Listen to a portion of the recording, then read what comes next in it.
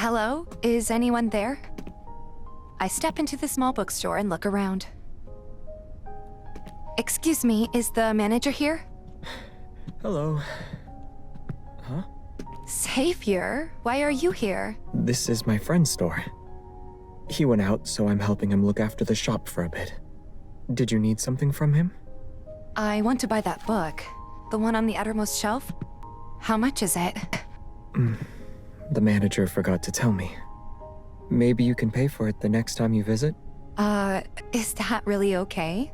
What if I never come back again? Aren't we neighbors? What? Yeah, but I mean... A customer strolls in. It's unclear if she wants to buy a book or not. But soon, she stops in front of a bookshelf. Hey, how much does this book cost? She picks up a thin booklet. With a hand on her waist, she motions for Xavier to come closer.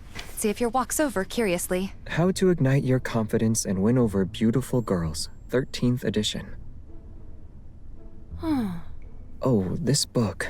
It's part of a series. I'll find the other ones for you. Xavier begins searching through the bookshelves without commenting on the book's title.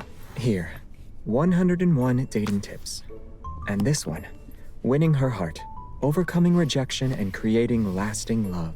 Secrets of Seduction. Proven strategies for winning the heart of any woman you desire. That's the whole collection.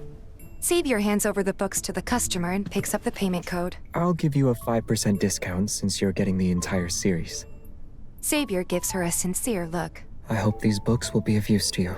Oh, yes. Of course they will. Thank you for your help, really. I'm here. Huh. You said you were just looking around.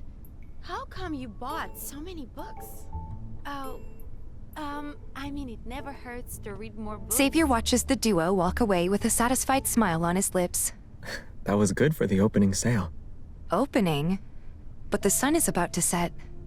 Really now, it's already time to close. Close? Yeah, it's rare to make a sale. It's been a fruitful day. So, do you typically have very few customers? Well, it's a secondhand bookstore after all. Also, this place can often be closed for weeks at a time. I'm actually surprised we're still getting any customers at all.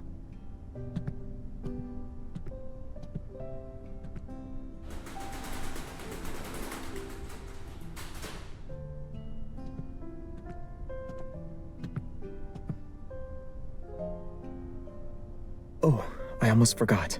Are you going to take that book home with you? Can I stay and wait for the bookstore owner to return? I don't want to come back on another day only to find the bookstore closed. Fine. Come with me.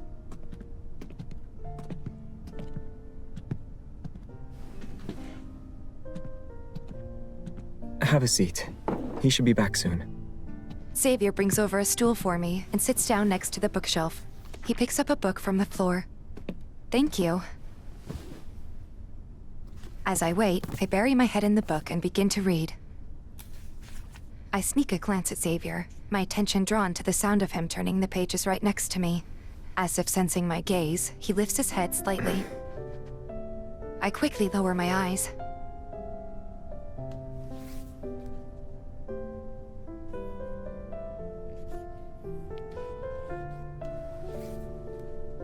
Out of curiosity, I glance at Xavier. He's staring out the window, his chin resting on a hand.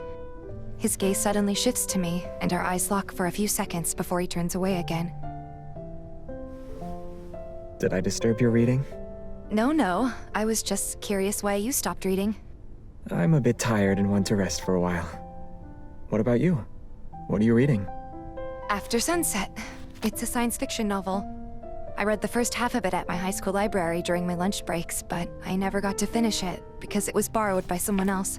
Now I finally have the chance to read the ending. Xavier stands up, walks toward me, and slowly leans down. If you remember the plot from your high school days to now, it must be a good story. The protagonist is a lonely bird, one without any companions. It lives on a barren planet, fighting to survive every day. It perches atop the glacier and gazes up at the sky.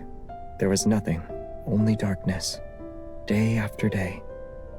The world is veiled in perpetual darkness, without any sign of life. Its nest has crushed under the weight of yesterday's snow, and it must now find a new place to live as soon as possible. The blizzard won't let up once it hits.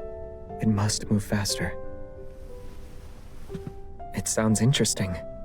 I wonder what the bird looks like.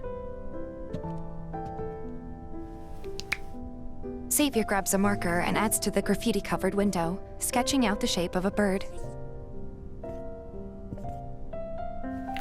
Perhaps the longer the night, the more visible the stars. And before then, there will also be a beautiful sunset. You read this book too? No. Is that what the plot was about? This book begins with a prologue about the sunset before the long polar night. The bird dreamed of seeing the sunrise again after surviving the night. That was a beautiful sunset I just watched. The sunrise must be equally breathtaking to witness, said the bird. There is a similarity in what you just said. Xavier glances back at the window. The sun is setting and the bird he drew seems to be standing before us, gazing westward. Now that you've said that, I'm curious how the story ends. But I'm sure the bird will live to see the sunrise.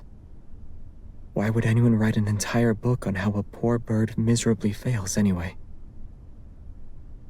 Well, it's not entirely impossible. I read several books where the author makes you think the protagonist will have a happy ending. Then the plot changes, and the protagonist fails at the last moment. What? Books like that put me in a bad mood. Sudden bad endings? Xavier flashes a look that says, "Indeed." Then he lowers his eyes again. Since you've been looking for this book, you must really like the bird story. Yeah, during my high school years, I was feeling a bit lost. This book touched a part of my heart, in a way. To see the sunrise, this bird can endure so much. I aspire to be like that. Like what? I guess I want the unwavering determination to keep pushing forward, no matter what it takes. It doesn't take that much determination to keep going. Sometimes it's actually harder to let go. Xavier looks at the old books around him. Like the owner of this bookstore. He spent a decade collecting these old books, sorting them, and cleaning them. But for him, running this bookstore isn't something that would require determination. He's just doing it because he wants to. The glow of twilight shines golden on Xavier's eyes. He turns to look at me, the emotions in his eyes unreadable. You said you aspire to have that kind of determination. Then maybe you should first look for the goal that you're willing to weather the storm for. For some reason, at this very moment, I am seeing something more than the usual calmness in his eyes. Beneath the unwavering tranquility, there seems to be a more intense emotion. I can't help but wonder what it is. What about you? Do you have a goal like that? Xavier. I'm inside.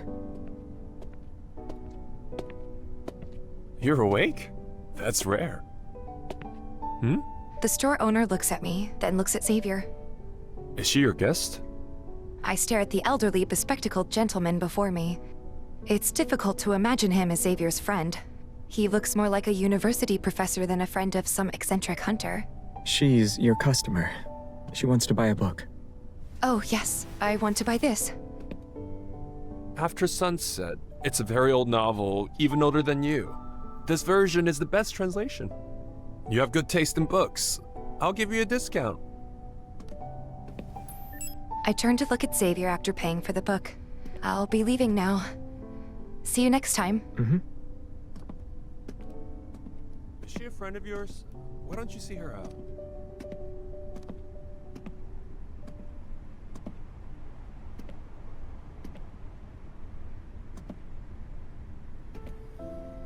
I step outside the bookstore and hesitantly stop in my tracks.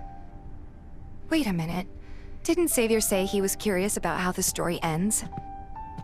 I turn around to look back. My gaze meets that of Xavier's, who had just walked out. Are you waiting for me? Just kidding. I want to borrow that book from you. He points to the book in my hand. But if the ending turns out different than we thought, do you still want to read it? Of course. I'm sure it's going to be a good read, no matter how the story ends. All right. Then I'll lend it to you as soon as I finish it. But how do I give it to you? You can just walk upstairs and knock on my door. I'll be looking forward to the story you'll bring me.